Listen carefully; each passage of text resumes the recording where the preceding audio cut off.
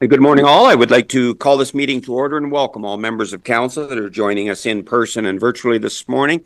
Welcome to all members of our staff that will provide us facts and information so we can make best decisions on behalf of our residents and the Corporation of ACW. To all members of the public that are joining us this morning and media that may also be joining us. I would like to indicate at the outset that meetings of council are live streamed on the Township's official website in accordance with the live streaming and virtual participation of meetings policy.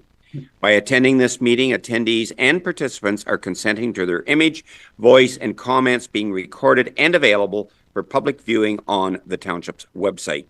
Do any members of council have a pecuniary interest or potential conflict of interest to disclose at this time of any agenda item that we have today? No. Okay, I thank you for that. We have 3 sets of minutes, the first being the 19th of December of our regular council meeting minutes. And I would entertain a mover and a seconder for these minutes, please. And that would be Councillor Hickey and Miltonberg. Are there any questions on these minutes? Seeing none, all in favor of the motion? And that is carried. I thank you. The second would be the planning meeting of the 9th of January. A mover and a seconder for these, please. Deputy Mayor Van Stone and Councillor Blake moves and seconds that Ashfield-Colborne-Wawanosh Township Council hereby adopts the January 9th, 2024 council meeting planning minutes as written. Do we have any questions on these minutes? If not, all in favor of the motion? And that again is carried. And lastly, the Committee of Adjustment. A mover and a seconder for these, please. Councillors Forrester and Snoblin. That Ashfield-Colborne-Wawanosh Township Council hereby adopts the January 9th, 2024 council meetings minutes, the planning minutes as written. Any questions on these minutes? Seeing none, all in favor of the motion? And that again is carried. Open forum is an opportunity for any members of the public to make any comments that they would care to at this time of agenda item 6.1 forward. Is there anyone that would like to make any comments? And if not, I thank you for that. And now we'll move on to our Treasury Department, and that is the payment of the current accounts. A mover and a seconder for these, please. Councillor Hickey and Miltonberg, that Ashfield-Colborne-Wawanosh Township Council hereby authorizes the payment of the January 2024 accounts as presented. Are there any questions on these minutes?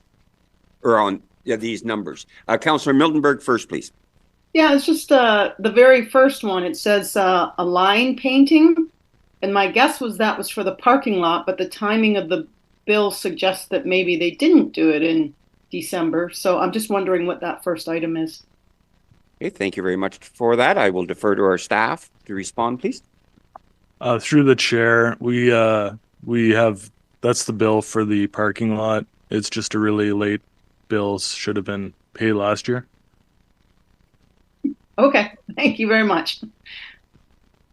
CAO, please. I just want to clarify Tom's comment. Not that it wasn't paid. We only received it. There's a difference. So, Right. I assumed that. Okay. Any other questions on any of these numbers? If not, all in favor of the motion? And that is carried. Thank you. The payment of the previous month's accounts. A mover and a seconder for these, please. Deputy Mayor Van Stone moves. Councillor Forrester seconds. That Ashfield-Colborne-Wawanosh Township Council hereby approves a payment of the December 2023 accounts in the amount of $3,969,847.02. Are there any questions on any of these numbers? Seeing none, all in favor of the motion? And that is carried. Thank you. 6.3 is the summary of the revenue/expenditure reports. A mover and a seconder for these, please. Councillors Miltonberg and Snoblin, that Ashfield-Colborne-Wawanosh Township Council adopts the summary revenue/expenditure reports as written for the Township, Lucknow and District Medical Center, and the Lucknow and District Recreation from January to December of 2023. Are there any questions on these minutes, on numbers? If not, all in favor of the motion? And that again is carried. Thank you. And 6.4 is the council remuneration and expenses. That is for information purposes. It is public information. Is there anyone that has any questions on these? If not, I thank you, and thanks for everyone for their participation. The 6.5 is a borrowing bylaw. We do it on an annual basis. We have not needed it for probably in excess of 22 years. However, it is something we do on an annual basis. Does council have any questions on this? And if not, I'll just ask for a show of hands and we'll adopt that in section 18 as a bylaw. Opposed? No. Carried. Thank you very much. We'll adopt that in section 18 as a bylaw. Under planning, we have no items scheduled for the planning department. In the building department, we have the chief building official's report that has been distributed.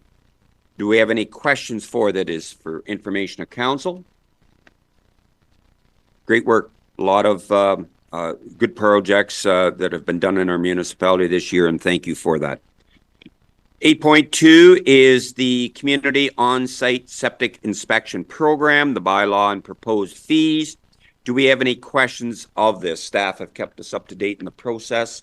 Going through it, I'm going to go first to Councillor Miltenberg, please. Thank you. Excellent report. I do have a question about the fees proposed, specifically the septic permit for repairs or alterations to existing systems or replacement of an existing sewage system. If I could have an explanation of that permit fee. I appreciate that if we don't have it, it would be 15 to 20,000 of lost revenue. My concern is that if we're going to charge people a permit fee to fix their system, it may well make them not want to fix their system unless it's actually regulated, which might miss some people, if that makes sense. Okay, thank you for your question. I will defer to our CBO for a response, please. So that fee actually ends up exempting anybody from a permit fee under that's part of this program. So that kind of allows, so basically the way it'll work is anything that's identified or replacement under this program, basically the permit fees are waived for that replacement, upgrade, work, whatever needs to happen there. So basically this program would look after it because everybody will need to do something over the life of the program, right? So that's the idea, is generally the only septic permit you probably is if you're outside of this program or you're building new, and then those new permit fees would still apply. Okay, thank you for that. Follow up, Councillor Miltenberg, please. Thank you, Brett. Obviously, I read it exactly backwards and you're doing it exactly right. So great. My second question was that, and I'm not reading it now because my screen went blank, but the inspections start after 3 years after it's made. And I'm just wondering the difference between 3 or 5, or where did we get the number 3? Okay, thank you for that. Brett, please. So the idea there was, yeah, anybody that would have had a permit taken out and inspected and final inspections completed 3 years from the date the program begins would be exempt from the inspection this year, and the program pretty much in its entirety. But the 3 years was kind of a number that was just kind of decided on based on the time between this system being installed and the next inspection occurring. So if your permit was taken out 3 years prior, you'd be 3 years plus another 6 potentially for, so now you're 9 years. So that's kind of how we thought. We did start initially with 5, but then, okay, now we're 11 years before we're looking at them. If somebody isn't pumping their tank or looking after their filters properly, we could start having damage occur to the system, which is what we're trying to avoid. So that's kind of how we landed on that number 3. Okay, thank you. Excellent explanation. I agree with that. That's all my questions. Perfect. Thank you very much. Deputy Mayor, please. Yes, thank you, Mr. Mayor. Brett, on the very first page, it's BM Ross is saying, and it says you are preferred model. BM Ross operates all aspects. An average of $74 per property per year over an 8-year inspection cycle, and then they've also offered to come and explain this to us. Is that in the works, or can you explain it to me? This $74 per property per year for 8 years. Okay, thank you for the question. Brett, please. So that proposal from BM Ross was something that was brought to council earlier before we kind of began the adventure we're on right now. They were proposing they gave us some budget numbers for BM Ross to operate the program. It was felt that was a little high and that staff could maybe do it internally cheaper. What we're proposing is that $55 and then it would all be handled in-house without BM Ross doing any of the inspections. Okay, thank you for that. A follow-up. Okay, and I guess I didn't word that, because the 8 years is, so does that bill every homeowner in ACW for the 8 years at $55 then, if that's what we're gonna go with, regardless of whether they get inspected or not? Because we can't inspect everybody every year, so that's what I was wondering, how this money accumulates or how we do that. Okay, thanks. Brett, please. So under the proposal in the report with the fees, yes, we're proposing $55 a year would be charged to every property that has a sewage system. If you have two, the idea is you would pay twice. You pay per system, not necessarily per property. And then that would be $55. We're hoping to complete all the inspections within 6 years. So hopefully everybody's had their system inspected in 6 years, at which point the cycle would start over again.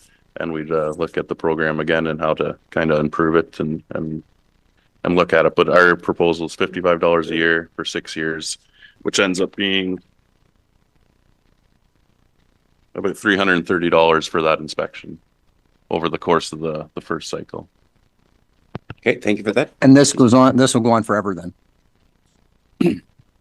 That would be the idea. Once you start operating this program, that it would just kind of start running. My goal and hope would be that after the first 6 years, we have our baseline established, so we kind of have a good feel for what our systems are like and what's out there.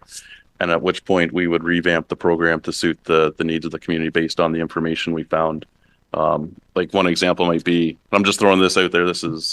We might find, I know there's a focus on water, so maybe systems that are within a certain area of water get identified in the next cycle and they get prioritized versus something that's in the middle of a field. So I think there's opportunity in the future cycles to adapt the program. You might see something happen in the way of, if your system's less than 10 years old, maybe we don't even look at it for 10 years. If we're finding everybody is maintaining their systems properly, things are being pumped, things look good. You might find you can maybe back off on this timeline a little bit. But if we find that they're not being pumped, they're not being maintained, and things just aren't in great shape, then you might want to maintain that 6 years, look at maybe shortening that span up. So it's tough to say what that cycle looks like in the future, but there's a good chance to adapt it. And I would hope that once we get this baseline established, that councils would keep the program running and make sure everything's operating properly. Yep. Okay, thank you very much for that. I just wanted to know, because I know a lot of ratepayers are wondering what it's going to cost them, and I think that explained it. Thank you. And I think doing the first go around of the 6 years will establish a baseline, as you indicated, and it's very important to ACW because of our proximity to the Great Lakes and water quality. Councillor Miltenberg, please. Yeah, and thank you, Bill, for bringing this up, because that was one of my questions, which apparently I forgot to write down. That was a good explanation, Brett, but I guess I'm struggling to understand it a bit, because I was comparing this perhaps improperly to the building permit, where it's supposed to be revenue neutral and the building permit pays for your time and all that stuff. So is this $55 a year actually the fee for the inspection spread out over 6 years? Or like, why is it different than the permit for it? I guess because you're inspecting. I'm figuring it out on my own here, but that is the inspection fee spread out over 6 years to cover your time. Is that kind of where it's coming from? Thank you for that. Brett, please. Yes, that's correct. So that $330 would be spread out over 6 years. More than likely what you would see happen, just to make sure everything is revenue neutral and the costs are being actually covered for the program, after the first 2 years, we would probably come back to council and ask them if they wanted to look at this number and see if $55 is still appropriate, or maybe it's too much. Maybe we need to add on. It'll kind of depend on the expectation of council and the service level that we want to provide. Just for example, if there's a goal on a lot of outreach and a lot of communication, that might have a higher cost than what kind of would be built into this number, and that would be something that maybe would have to be encompassed in the future. The numbers that we're given are best guess. They're budget numbers, what we think we can and can't do. And then, yeah, probably in a year or two, we would come back and look at it and just make sure things are actually being accounted for and then being done properly and the costs are being covered and not too much either. So, Okay, a follow-up, Councillor Miltenberg, please, and then I'm going to go to Councillor Snowland. So the intent is for this program to be revenue neutral, just like the building permits, and so that the end user, just like the water, has to pay for the costs. Is that correct? Brett, please. that's correct. Okay, thank you. Councillor Snowland, please. Thank you, Mr. Mayor. Great report, Brett and Florence. I appreciate it. I noticed that the priority map indicates that the first stage will be in the lakeshore area, and with a I guess a guesstimate that it would take 1 to 3 years. I'm happy to see that that's a priority, and it makes sense to me since it's proximity to the lakeshore. In conversation with some of the residents along the lakeshore, it was suggested that perhaps it should be looked at around the short-term rentals, the areas that are heavy into short-term rentals. Could I get your thoughts on that, or could you explain, are you going to start from the north and go to the south, or the south going to the north, or is there a plan on, I guess, a direction on where you're going to go on the lakeshore, or if you would consider the area in proximity to short-term rentals? Thank you for the question. Brett, please. The thought process in my mind was we'd start north, work south up the lakeshore. There was never any, in all honesty, there's never any real thought given to specific areas based on short-term rentals.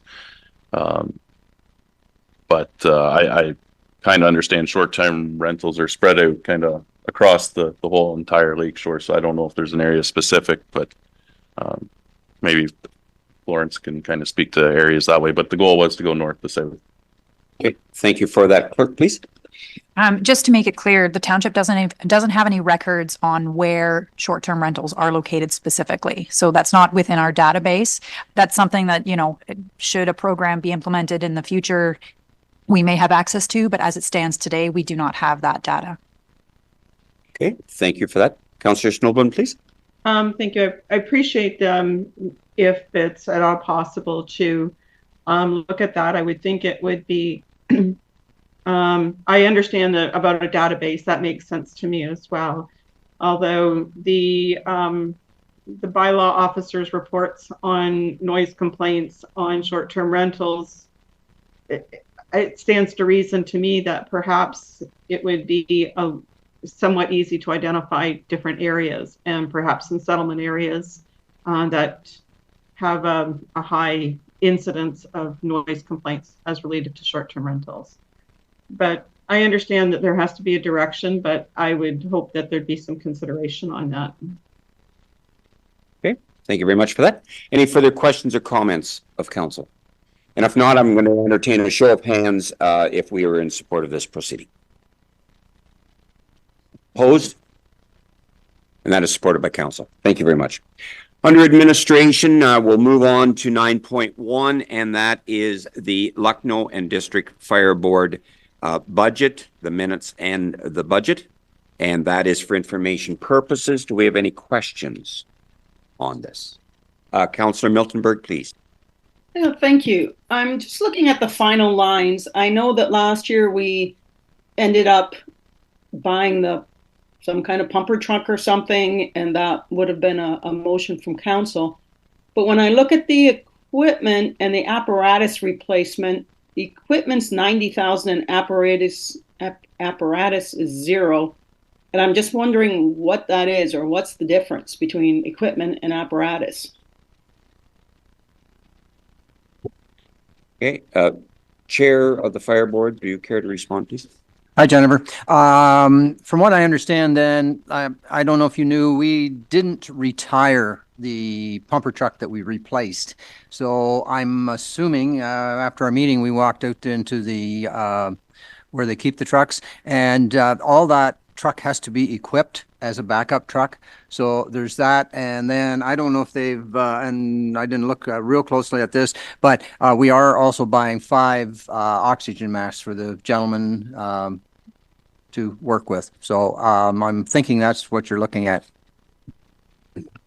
Okay, thank you for that. Are you okay with that, Councillor Miltenberg? Yeah. If the chair and the board is comfortable with it, then I guess I am too. Thank you. Okay, thank you for that. Any further questions or comments? Yes, please, Deputy Mayor. And just so you know, like some of this stuff is mandatory that has come down from the high chiefs. And so we don't have a lot of choice on some of this stuff. Like, as I said, the air packs have to be replaced. We are doing it over so many years. We're doing 5 a year, but they have to be, and the safety equipment is looked at. And, you know, the sad part of the whole thing is it's just like new when we throw it out, but it's outdated and we do have to replace it. So thank you. Yeah, thank you for that anecdotal comment, and that is correct. Some of it is legislated, and you know, because the equipment's not used a lot or abused, it's well maintained. However, it has a lifespan, needs to be replaced. We'll move on to 9.2, and that is the bylaw enforcement report. And again, as for information purposes, do we have any questions on this report? If not, I'll move to marriage counselor under 9.3, and again, that is a report. For information of council, do we have any questions on this? A lot of activity on this. Service we provide. 9.4 is staff compensation for meetings outside of regular hours. And this necessitated a policy for this because there wasn't a policy before regarding our administration staff on this. Do we have any questions of our staff on this? And I'm going to go first to Deputy Mayor, please. Yeah, first of all, I looked back on this and the ask was, as far as I know, how much it cost us for the Tuesday night meetings. And because I know everybody that's hired here was hired with the idea that if you come into an evening meeting, you get time off in lieu. So, and like, I was on call a lot, so I know what this is. So, and the reason that they have an on-call for 4 hours is that this gentleman sits at home, or female, whatever it is, and if they're called upon, if there's a storm, it's that night or that day, and so that's why they compensate them for coming in like that. Where if you have a meeting and you know 2 weeks in advance that you're going to be here, that's not really an on-call basis. So I'd like to see it leave the way it is, and I know, Mr. Mayor, this goes out off of the agenda, but I think we all should look at the fact that, as far as I'm concerned, the Tuesday night meetings are costing us way too much money. I think they should be eliminated and go back to putting it back on our regular council meeting minutes, because like lots of meetings, we're there half an hour. And so anyways, I'd like to see, if we have time, that the council look at this today, because I would make a motion that we eliminate the Tuesday night meetings. And so I'm looking for input, and if it's against, you know, because it isn't on the agenda, and if you want to disregard that, we can bring it back to another meeting. Thank you. Yes, okay, thank you for that. As far as process, yes, it's not on the agenda. There will be an opportunity under notice of motion for future business, new business under 14. That would be an appropriate time to have that subject brought up for a future meeting. We're dealing with the staff compensation for meetings outside of regular hours on this agenda item. Now, staff, do you have any comments on this to Deputy Mayor Vanstone's comments at all? Theo, please. I'm not sure how to respond because I just need some clarification, because we need to set a policy in place because there wasn't one and we need to do one. And there is one that's similar to the Public Works, and I'm interested in creating the same or similar. So we're treating all staff similar, especially now when we're attempting to fill the replacement for the deputy clerk. It's important that they know when they're coming into this, that what we're doing. And it's important that everyone does the same. So we need to set a policy. So the council rate to me was we use that, but is that in all fairness to the staff? Probably not, because that's a council rate. It's not their actual wages themselves, their hourly rate. So I'd much prefer to get back to their hours rather than using the council rate. This is just to get a policy in place because there isn't one now, because someone asked me the question. It's all over the board. So we need to clarify that. Thank you. Perfect. Thanks very much for that. Councillor Miltenberg, please. I agree on the need for the policy. A few statements Bill made, some I agree with, some I don't, and it went dark again, so I'll just talk. So I think on a salary basis, I'm assuming that that would not count. We're talking for hourly wage employees. The on-call comment, I agree with Bill. However, I don't agree that they should not be compensated for outside of regular hours, because I know I have heard, well, when I was deputy clerk, we were expected blah, blah. But if we go by that, I would suggest that we've had day meetings for quite some time now. So no one expected when they took the job that they would be coming at night. And now we are. And I would be interested in Bill's new business. So having said that, I think a policy needs to be made. I'm not sure that an on-call rate is the correct policy. And I'm also interested in whatever the number is. And again, I'm okay with whatever the number is, that there is the option that they can also have in lieu of the fee time off, so that we can have a better work balance if that is desired by that individual. So having that I don't have any other option, I'm not sure, but those are my thoughts behind it. In lieu of a better number, I would support the staff report for an on-call one. Okay, thank you for that. And CAO, please. Yeah, we wouldn't call it an on-call policy. I just referenced the on-call policy because that's what Public Works have. We would call it, and I don't know off the top of my head, staff compensation for meetings outside of regular hours. But we already have a policy in place that whatever hours staff put in, they can take time off and lose. So we do have bank time for staff if they want to bank those hours, and they can take it time off. That's already in place. This is just how we pay for staff compensation for meetings outside of regular hours. Okay, thank you for this. So, Councillor Miltenberg, please. Thank you for the clarification on the follow-up, in which case I would say that I'm okay with 4 hours, because really if you have to come in the afternoon, for the evening, you've blown the entire evening. You can't do anything else. You maybe get to miss your children's hour, which is sometimes good and sometimes bad, but I would support the staff report for the policy. Thank you. Okay, thank you for that. And I think we're looking at a consistent policy for our staff. Councillor Snowblin, did you have a comment? I'm sorry, did I see your hand? Yes, thank you, Mr. Mayor. First of all, I'm just going to ask Mark to clarify, because I thought he said that you don't have a policy, but then I heard you say you do have a policy for time off in lieu of. So you do have a policy for staff compensation outside of business hours? Okay, thanks for the question. CAO, please. No, we do not have a staff compensation policy for meetings outside. However, we do have a policy for bank time. So if they happen to work extra 1 week, they can bank that time and take that off at a later date. We have that policy in place. So just to clarify then, Mark, you're looking for two separate policies, one for compensation and one for in lieu of time? No, as I said, we already have the policy in place for time off in lieu. This is Right. just for hours for compensation for meetings outside of regular hours. But you'd be looking at two different policies, one that you already have and a new one, both related to staff. I guess compensation, either in lieu of or in the form of salary. I'm missing something. We do have a policy already for bank times. That's a whole separate policy, and we're not amending it and we're not changing it. We're just adding in this new policy and how we compensate staff for meetings outside of regular hours.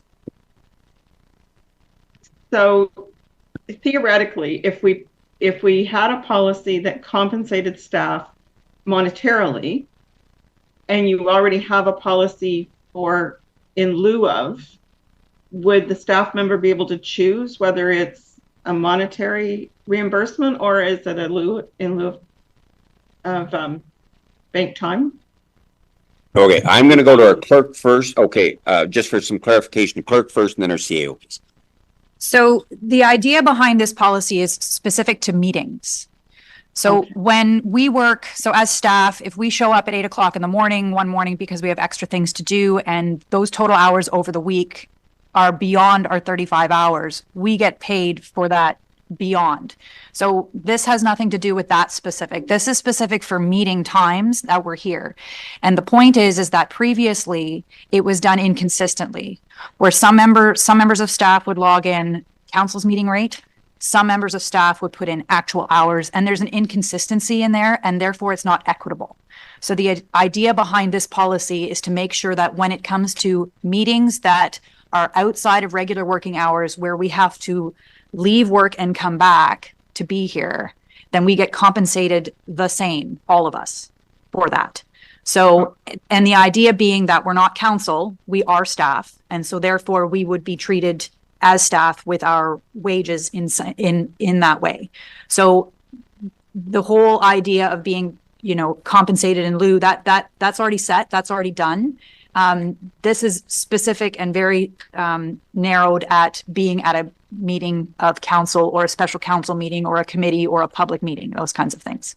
Okay, I think I've got it now. Thank you for that clarification. But to get back to my original comment that I was going to make, and that I do think there's a difference between being fair and being equitable.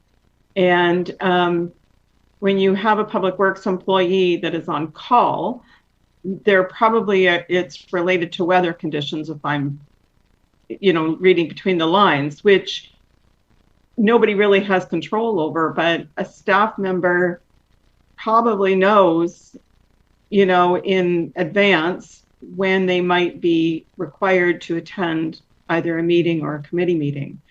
So I think that there's a difference there, and whether one is equitable and one is fair. So as much as I like to see people all treated the same, I'm not sure that the conditions to treat people the same are there in this instance. Okay, thank you for that. CAO, I apologize. Did you have a comment you'd care to make when I went to the clerk, please? No, I'm good. Florence answered it very well. Yeah, okay. Thank you very much for that. So I'm going to go to Councillor Miltenberg now, please. Thank you, and thank you for all the information, both from our CAO and our clerk and Councillor Snoblin. And so I think I'm going to revise my previous statement, because I do think that an on-call rate is inequitable, but I do think that someone who comes outside of office hours needs to be compensated.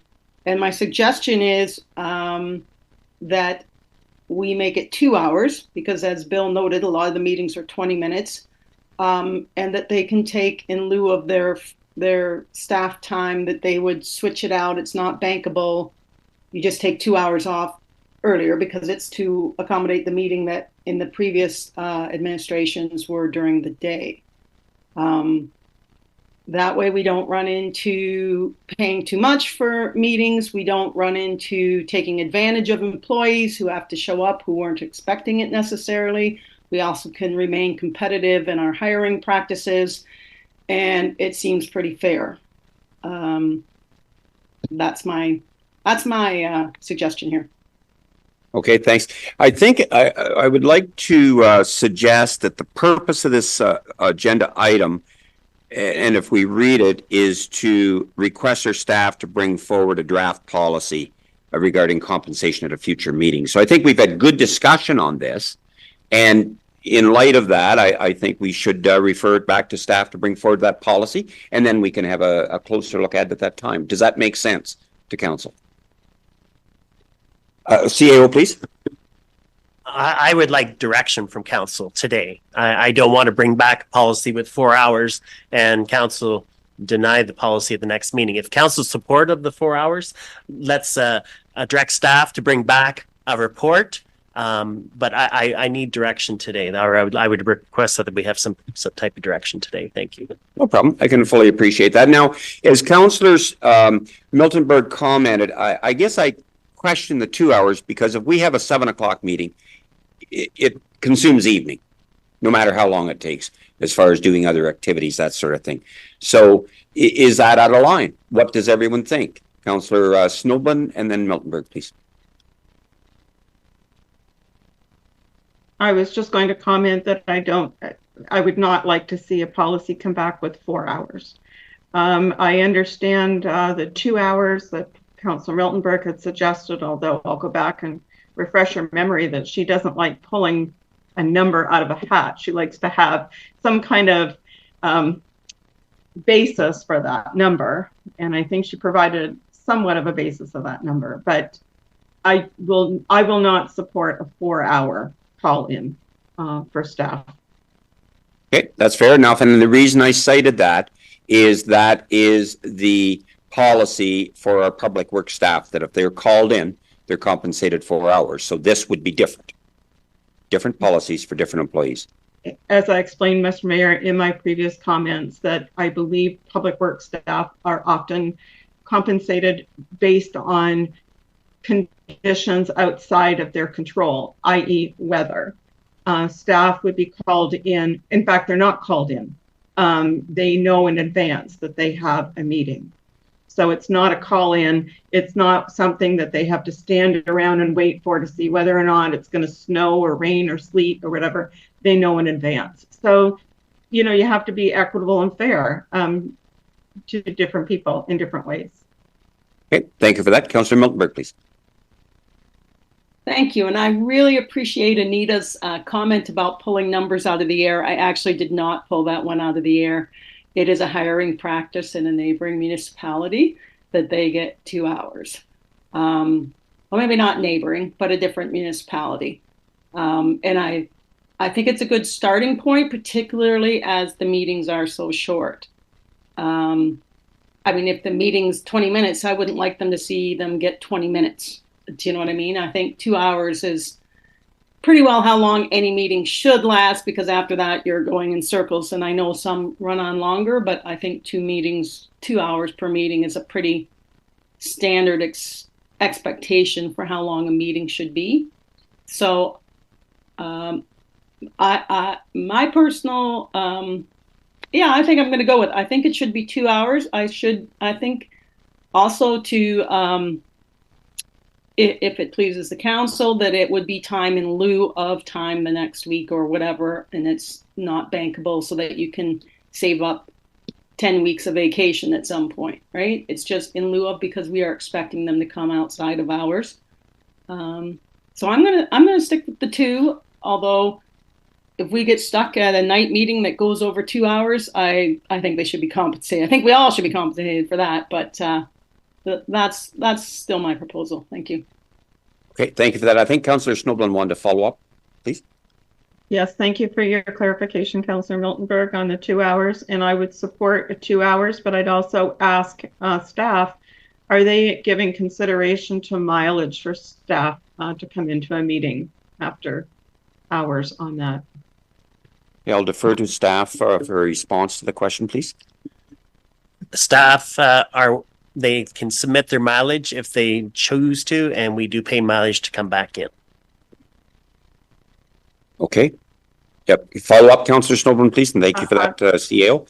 Thank you very much. And I would just to get things moving in this direction, I'd make a motion to direct staff to come back with a policy on compensating staff for meetings at a 2-hour rate with mileage. Okay, we have a motion, and before I accept that motion, I'd just like to defer to our staff for a comment, please. I understand the 2-hour pay. If the meeting happened to go beyond 2 hours, I think it's appropriate if it's a 3-hour meeting that the staff member receive 3 hours, or if it's 4 hours, they receive 4 hours, but that's the minimum amount of 2 hours. I also want council to be mindful that if we do happen to have a planning meeting here on a Tuesday night, I'm only using that as an example only, not for the purpose of this report coming back, that a staff member may come here and get a minimum meeting of I'm going to use an hourly rate of $40. So they're going to get paid $80 for that meeting. Keep that in mind. But every council member that's sitting at this table is $153.71. So I'm just getting back to the equity and consistency and the fairness. So I'm just making that statement for council to hear, but I'll let it go from there. Okay, thank you for that. Clerk, do you have a comment to make, please? Anita, you did move a motion. Would you be so kind as to reiterate the sentiment of that for me, please? I'll try my best. That to direct staff to develop a policy on compensation for staff who are required to attend meetings after hours on a base of 2 hour. How do you say that? 2 hour compensation of their wage. 2 hour minimum? 2 hour minimum of their wage to a max, but with mileage. But in another sentence, if the meeting were to go over 2 hours, that they would be compensated and rounded up to another hour as each hour of the meeting progresses. I know that's a little long-winded, but No, we get the sentiment. I think you get the sentiment. And if you don't want it in a motion, just as a suggestion, so that you want to come back with a draft motion or a draft policy on it, I'd be happy with that. Okay, so I think what we do is we've got the sentiment. I think we'll leave it as such and we'll leave it as direction. If council is in support, then we'll get a show of hands, and we do have the sentiment, and then we'll bring that back for a policy for formal consideration at the next meeting. Sounds Is that good. suitable? Okay. Yeah. We do not second for that. No. So as opposed, yeah, thank you for that. So as opposed to a motion, that is the Yes. sentiment of a direction to staff to bring back. Thank you. And we'll have a show of hands on that. Before I ask for a show of hands, any other input on this? I think we all catch the sentiment. Okay? So all of council that are in support of this, show of hands, please, and staff will bring back a draft policy to a future meeting. And opposed? And that is carried. Thank you very much. And thanks very much, everyone, for your thoughtful discussion on this. 10.1 is the Veolia Water Operations and Maintenance Report for the information of council. Do we have any questions on this? 10.2 is the amendments to the Source Protection Plan. Very, very important. And I would entertain a mover and a seconder for this, please. Deputy Mayor moves and Councillor Hickey seconds that Ashfield-Colborne-Wawanosh Township Council endorse the proposed update to the Maitland Valley Source Protection Plan pursuant to Section 34 in brackets 3 of the Clean Water Act 2006. Do we have any discussion on this? If not, all in favor of the motion? And that is carried. I thank you for that. 10.3 is the completion of the Dungannon drinking water system. It is for information of council. Everything is a process with a cost. And we have been able to accomplish what we set out to do with that. And that is addressing the water quality in that water distribution network. Councillor Miltenberg, please. Sorry, I keep pushing the wrong button. I was absolutely thrilled to read this.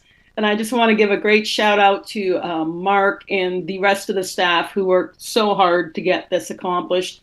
And I'm assuming with this that we never have to talk about Dungannon arsenic problem again. It has been a many, many years of this, and just delighted with this report. That's what I wanted to say. Thank you for that to Councillor Miltenberg. CAO, please. I'm extremely happy to hear the outcome. We have been talking about this forever and ever and ever and trying to find solutions to this problem. And I'm so pleased to have it the way it is today. And I'm just very happy to the outcome. So. And just to, this warrants a comment, and that is the fact that when I said at the outset, everything is a process, this council invited an MOE representative to come to this municipality. And originally the thought was, will it ever happen? Well, it did.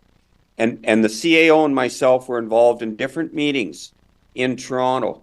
And when they came to see our situation, seeing is believing. And this is what can happen when we collaborate together.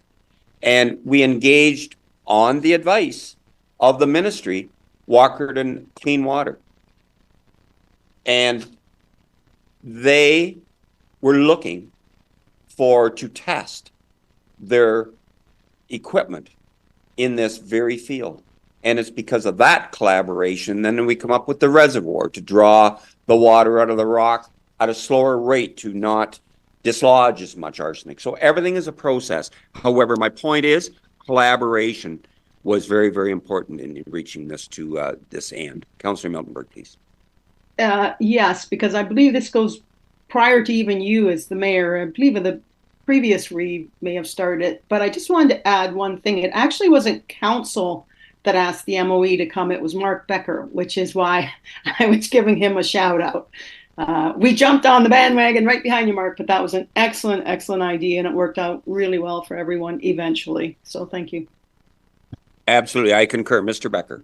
Yeah, I remember the time I was frustrated because we received the letter from MOE and we were just above the little mark, and I said, well, that doesn't matter, but the mark is what the mark is, and we were just a little bit over, and I reached out saying, and I didn't think they'd accept my invitation. I said, you should come out and take a look at this system. We're in a rural small area, and assuming that they were from Toronto, and they were, and that they had no idea, and they actually accepted my offer, and they did come. So we have a good working relationship with them now, and it's worked out very good at the end, and I'm very pleased.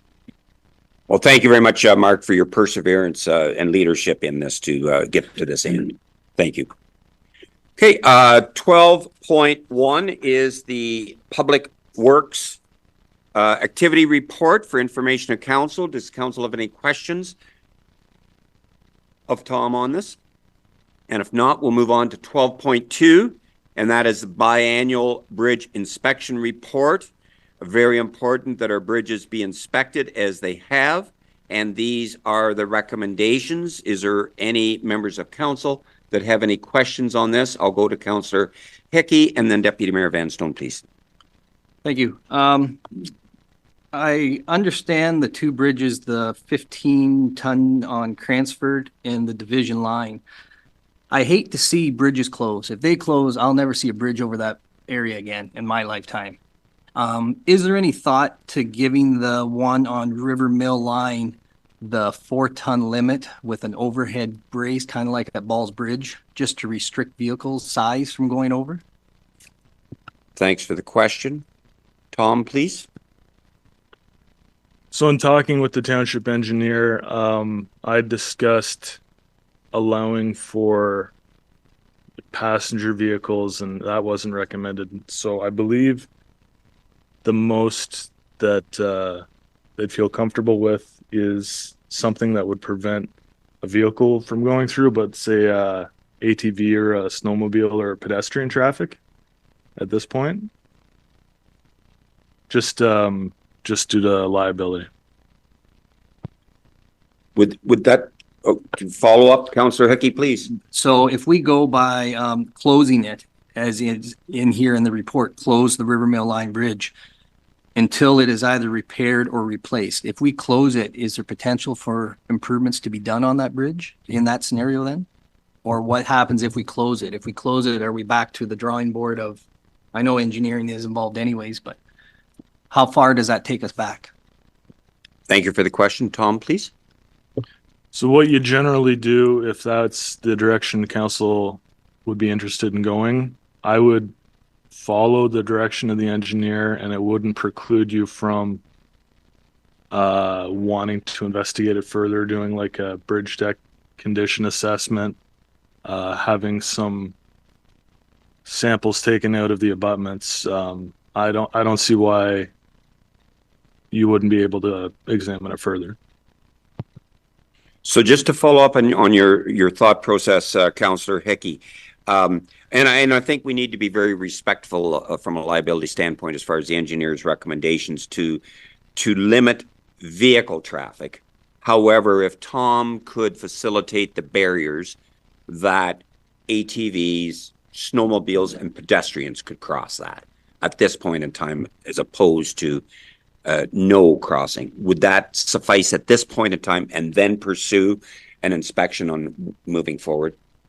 I think so, yeah. And it's not the same. Like, we have other bridges in the township that they're a lot longer, a lot higher, a lot deeper, and I understand the engineering involved. This is a shorter, and it's still a bridge. I understand that, but I think you see a pattern when bridges close, they close and they don't open up again. So I just don't want this one to be done with. I think there is potential to be improvement there, so it can still be used. That's fair enough. Clerk, I think you'd like a comment, please. So we did put in a suggested motion in there based on what the engineer had suggested. Looking at it, closing it to vehicle traffic would be in line with that. So my suggested, if you wanted to move that, I would add the words to vehicle traffic after the word bridge. So that ACW Township Council close River Mill Line Bridge to vehicle traffic until it is either repaired or replaced. So that would be within that first clause there. And then the other two would remain the same. That'd be the caveat for that. Okay, now just before I go to that, let's just have a little more discussion. I think Deputy Mayor would like to make a comment, and then Councillor Miltenberg, please. Thank you, Mr. Mayor. Oh, I was just going to say, I think we should close the bridge to vehicular traffic. So I'm just echoing what has been said. But and then we will put a sign up at the end of the road that it's not a through road anymore, and make sure people know that there's a turnaround down there anyways. But and whatever we put there, I'd like to see it put in so that they can't hook on with a pickup truck and move it, because it will happen. So I'd like to make sure whatever we put in there is very substantial. Thank you. Okay, thank you for that. Councillor Miltenberg, please. Thank you. A great report, Tom. I have a couple concerns, and it concerns the two where the limit, we're going to drop it, or we're considering dropping it to 15. Again, long in the tooth. We have 72 bridges in the township. We talk about them every couple years, and particularly the one on Cransford Line has been an issue for 3 terms now. We did look at taking that bridge out, going straight through. It was going to be $3 million, take out wildlife, whatever. My concern here, and I swear I'll get to it, we dropped it to 18 tons, and the problem is, well, it's a bigger problem that we don't have any north-south roads that go straight through for the farmers hauling their corn, which is why we were looking at seriously about 8 years ago. The issue is the farmers still go through it with more than 18 tons, and either they don't recognize the magnitude of it or how fast it makes the bridge decay, because we had a great big training session there a couple terms ago. We had a lot of training sessions about bridges back then. And my concern is we can change the sign to 15, but we are going to have large, fully loaded corn or whatever the heavy is. Soybeans are heavier, I think, going through there. I think it's the right recommendation, but I don't see it being followed. So is there something we can do to encourage, especially now that they're showing the decay that they weren't 8 years ago? If these big wagons keep going over those bridges, it's going to exponentially, and then we will have to close it or spend $3 million on one bridge. Can we make it some kind of structure so that great big farm wagons are not going through there?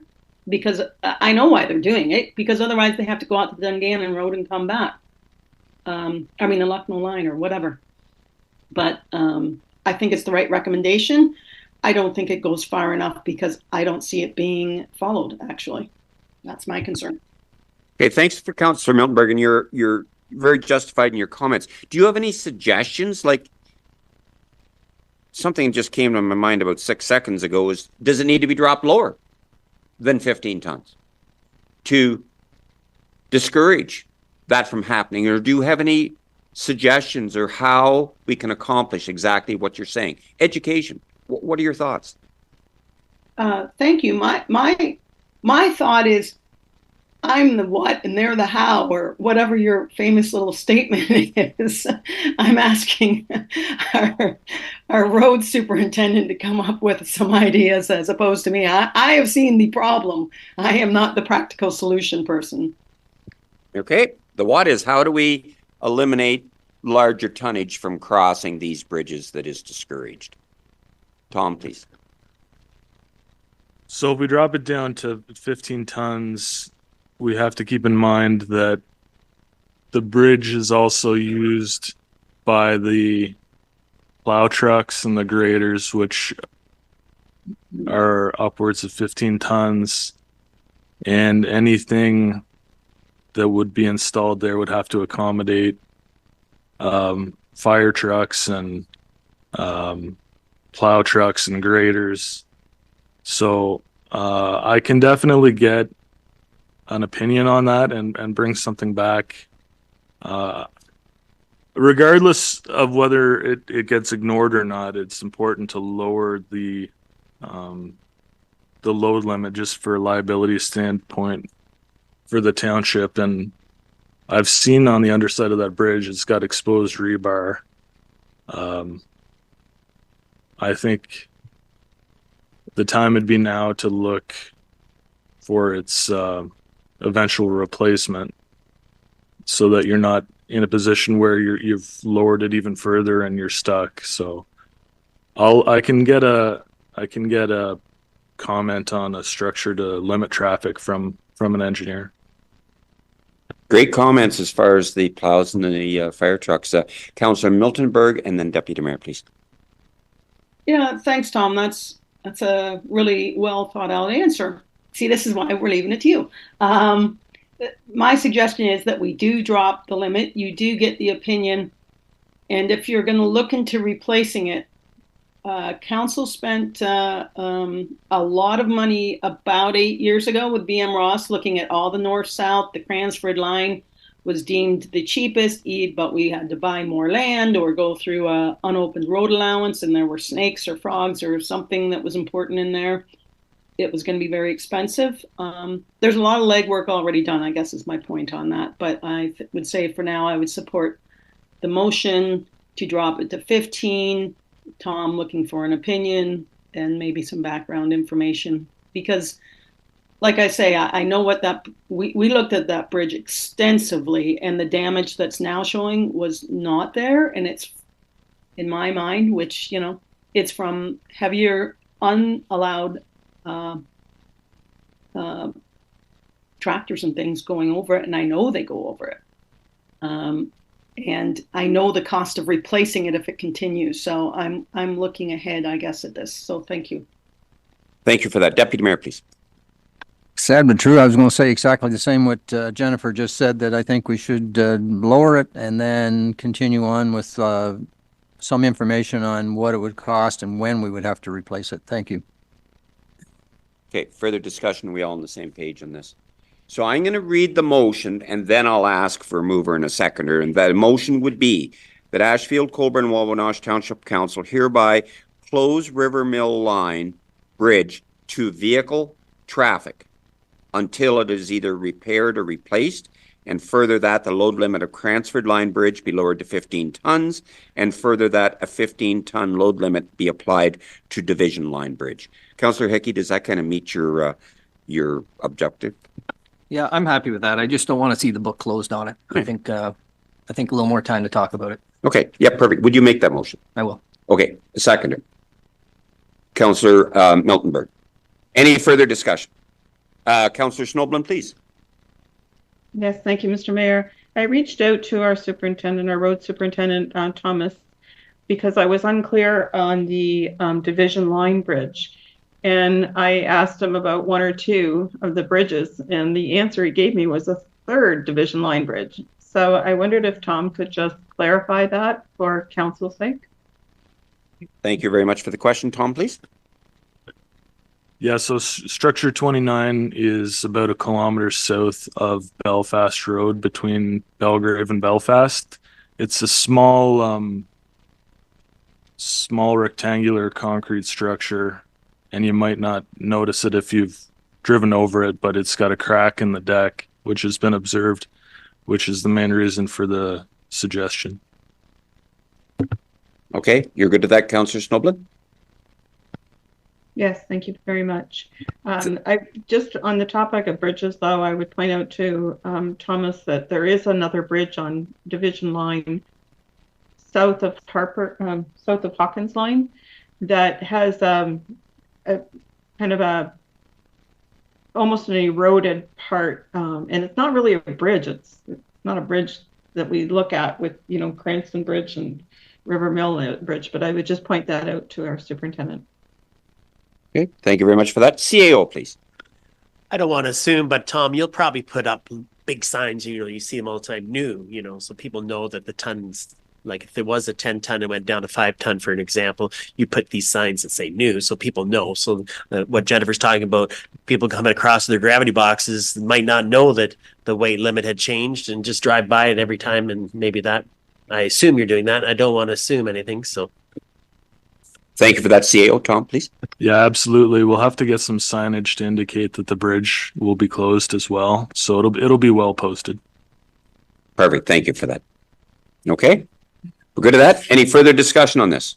We have a motion moved and seconded. All in favor of the motion?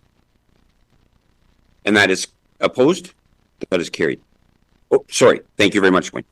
12.3 is a gravel roads geotechnical study. For information of council, it's been requested. Great report. Councillor Hickey, please. Thank you. I just want to thank Tom for the report. Excellent report. It gives a lot of important information, I think, and I look forward to hearing more in the future on the work that could be accomplished by this. Thank you. Perfect. Thanks very much for that. Anything further on this? Yeah, we look forward to this further information on this. And thanks very much for this, Tom. That's within your wheelhouse of expertise. 13 is Councillor committee reports. Do any members of council have any committee reports that they would like to share at this time? Councillor Hickey, please.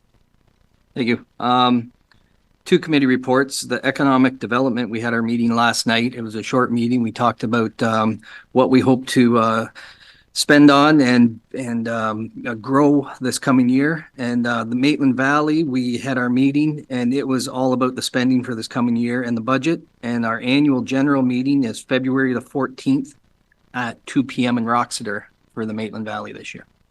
Thank you. Thank you very much for that. Anyone else have any committee reports that care to share at this time? Councillor Snoblin, please. Yes, thank you, Mr. Mayor. As many of you know, I've spoken often about the Committee of Community Safety and Wellbeing. I just would like to point out or refresh that we have 4 priorities and we are in the process of developing highlighting those 4 priorities over the calendar year. So the first priority is tied in with the Bell Let's Talk for mental health and well-being. And we have planned to kick off and launch on January 19th. It'll be held in Clinton. I know that they would welcome any council members or you as mayor to attend. And they hope that they will garner some press on that. There has been some indication of the press being interested in this. And as I mentioned before, it is a committee that is mandated by the province, and Huron County is moving forward at a breakneck speed compared to other municipalities in Ontario. We are also getting ready to develop and put forward some ideas on the launch for the next pillar or priority, and that will be on family and domestic violence, and that will launch in March, April, May, and June, I believe. And just a note to our staff, our CAO, you'll notice that I've been on a lot of meetings on this, and that is the reason why I expect that those meetings will, diminish a little bit over time. But there's a lot of planning that's going into the launching of these priorities. So it's exciting, and the agencies that are involved, particularly, the OPP, the mental health, the Huron Perth, mental health, children's services, that sort of thing. They're all very excited and they're very enthusiastic, and it's great to work with people that have that mindset. So again, January 19th is the launch, and if anyone's interested, I'd be happy to give them more information. Thank you very much for that, Councillor Snoblin. At what time and location, please? Let me see, I'm just going through my notes, Mr. Mayor, because I've been on Zoom with all of this. No problem. And if you don't have it now, maybe I can get back to you if you don't mind. Yeah, absolutely. Yeah. Okay. Yep. Cool. Thank you very much for that. Any further committee reports of anyone? And if not, I thank everyone for that. New business. Is there anything under new business that someone would like to bring up at this time for future meeting? Deputy Mayor, please. Yes, thank you, Mr. Mayor. And I'm just bringing this through to council, and if I get shot down, that's fine.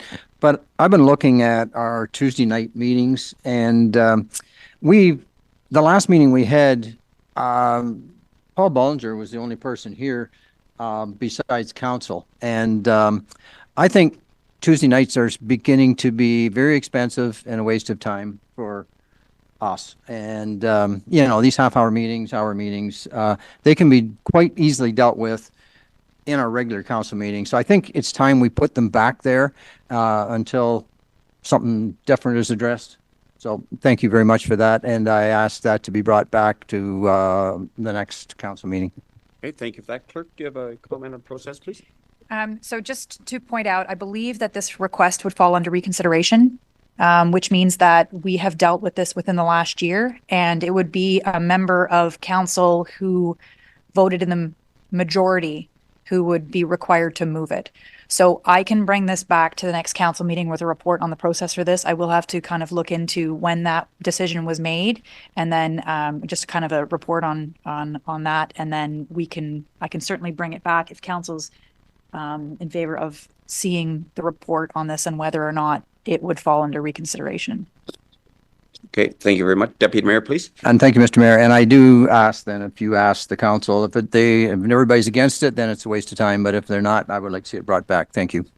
Okay, thank you very much. Do you would like this as a motion, clerk, or what would you like as far as a motion to bring back to a future meeting? CAO or staff? If I'm going to suggest that we bring it back to the next council meeting, just because I do need to have a look and determine when that decision was made. So if I just get direction from council that we can bring it back, then the first item of consideration will be a motion to proceed with it. And a member who was in the prevailing side of the resolution would have to move that we reconsider it before any discussion could happen. Okay? Does that sound fair that we proceed in that way? Correct. CAO, did you like to make an additional comment? Thank you very much, clerk. Just that we should have a consensus that you want something to come back. That's all we need today. Okay, thank you. Councillor Miltenberg on this discussion. Although I agree with Bill's sentiments about the meetings wasting money, my memory is we agreed to try it for a year, and I would not be happy to, I think we need to give anything a chance, whether I think agrees with what I think or not. And that was my memory. But again, I don't know when. Well, it had to be less than a year ago because we just came in on December, right? So I would not be in favor of reconsideration because I don't feel that we've given it the time it deserves to stand on its own merits. Thank you. Okay, thank you. I'm going to defer to our clerk and then Councillor Snoblin, please. I would just remind council that I would restrict the comments on whether or not to proceed until we have a motion for reconsideration carried or defeated. However, just for point of, and I have to confirm the time as to when this happened, but we did have a conversation about this around the time that the meeting schedule for 2024 was considered back in October. So that would fall within the year realm of this discussion. So if council would like to talk about this further, I would request some just direction that we place this on the next agenda. Okay, thank you. For reconsideration. Yeah, correct. I think that's very appropriate. Councillor Snoblin, did you have a comment you'd like to make in line with our clerk's comments, please?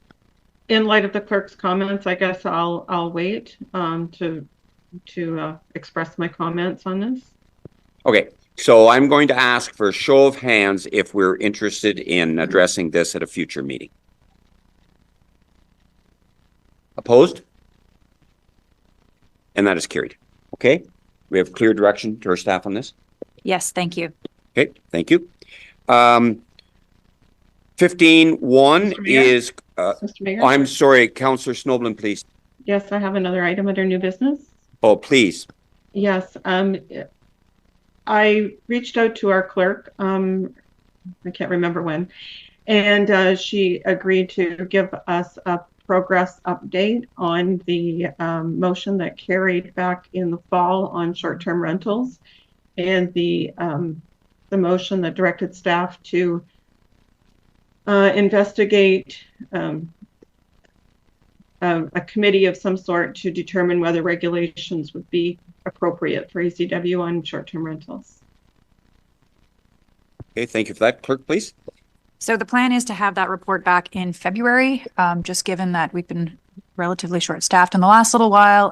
But I am also aware and cognizant of the fact that it'd be nice to have a plan in place and execute it before the next short-term rental season is underway. So stay tuned. Thank you. You're good Thank to you that, very Councillor Snowblin? Yes, I am. Thank you very much, Florence. I do appreciate your work on this. And I do know that the staff shortage does come into play on this. I will point out that it was brought to my attention that there are some tax implications on short-term rentals as well. If they don't fall under any kind of regulations under municipalities, the federal government will allow tax reimbursement, I believe, on remodeling and renovations on short-term rentals. So the way it stands, I think the way that some folks that are against the short-term rentals are looking for regulations in our municipality are concerned that people who decide to renovate their existing short-term rental will be able to use a tax deduction on those. And it might be worthwhile investigating that at some point. Okay, thank you very much for that. And staff will bring that back to a future meeting. Is there any other topics under new business that anyone would like to discuss at this time for a future meeting or bring up? If not, I thank you for that. Correspondence for direction. We have a letter of support request from the Huron County Local Immigration Partnership. Do we have any questions on this? It's merely what it is, a letter of support. And I will ask for a show of hands if we are in support of our staff doing this. Opposed? No, we're good. Okay, thank you very much. That is supported by council. Thank you. Correspondence for information, the AMO conference. The registration is now open and the hotel booking. The date of this, staff, please. Oh, I have that also. August 18th to 21st, 2024. You're all over it. Thank you, CAO. In Ottawa. Yes, it is in Ottawa this year. Who would like to attend? And I'm going to go to Councillor Miltenberg first, please. I would like to attend. I've looked. My concern is that the Municipal Agricultural Economic Development Forum, which moves around, is actually in Ottawa, the Ottawa area this year. And I really don't want to go twice to Ottawa. But I'm opting for the AMO conference because in the past, the Municipal Ag Forum has offered a shorter online version. So just as a heads up, I would like to go to AMO, but the Ag Forum, I would not be attending. And it's really such a great, great conference. And it's in the Ottawa area in late October, probably. So if everyone wants to think about that for when it comes. Thank you. Okay, thank you. Who would like to attend the AMO conference in Ottawa at the dates that have been indicated? Deputy. CEO, if I can call later today or tomorrow for that. Yep, that's no problem. Thank you. Okay. Is there anyone else who would like to attend the AMO conference? Not? Okay. That is for information of council. The Equity, Diversity, Inclusion Workshop is on Thursday morning at 9 a.m. virtual. I would encourage everyone to participate. And has everyone received the link for that? Wayne? Yep. Okay. Yep. Questions or comments on this? Strongly encourage this, as we are a very welcoming municipality and county. We also have the Ben Miller Community Hall minutes. Councillor Snowden, please. Thanks, Mr. Mayor. Under correspondence, I don't see it listed in here, but I'm recalling some correspondence that the clerk shared with the council on the request for a delegation on short-term rentals at the upcoming, I think it's Roma. Is that right? And it was denied. So just for clarification, that correspondence was received after the agenda deadline, and the Roma conference is happening before the next council meeting. So the idea being that the request for delegation will be put on the next agenda, council agenda for information.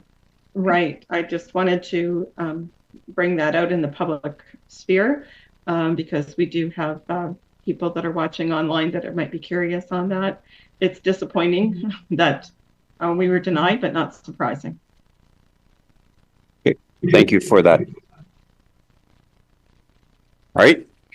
We'll move on to unfinished business. And as it's been indicated, the Roma conference is happening next week.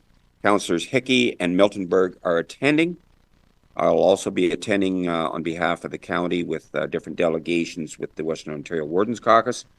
Zoning bylaw update meeting is planned for the 15th of February at 7 p.m. That is a reminder. And we do have a bylaw to pass today. And if it's okay to go around with this, I would suggest that the... I'm sorry, Councillor Miltonberg, please. Sorry, I had a question on that last zoning bylaw update. Yes, please. I'm assuming that we'll be able to attend virtually. Is there a, in our bylaw, is there a, how many people do we have to have for it to be a quorum in the seat, or does it matter? Your question on the procedural bylaw, and I'll defer to our clerk, please. So our procedural bylaw is mute on whether or not virtual participation counts as quorum. So in other words, the only people who are required to be in the council chamber are the mayor and the clerk, as per the live streaming policy. But otherwise, the procedural bylaw is mute on virtual participation. Thank you. Okay, thank you very much for that.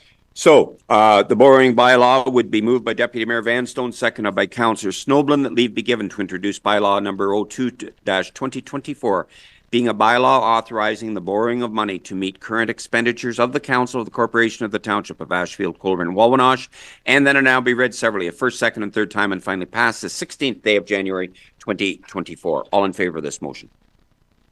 And that is carried. I thank you. We do have a closed session today, so it would be moved by Councillor Hickey, seconded by Councillor Miltonberg, that Ashfield-Colborne-Wawanosh Township Council moved into a closed session in accordance with Section 239 in brackets 2 and brackets B of the Municipal Act, with the CAO, Clerk, and Public Works Superintendent remaining in attendance at 10:18 a.m. for the purpose of discussing personal matters of an identifiable individual, on administration staff, public works employee. All in favor of this motion?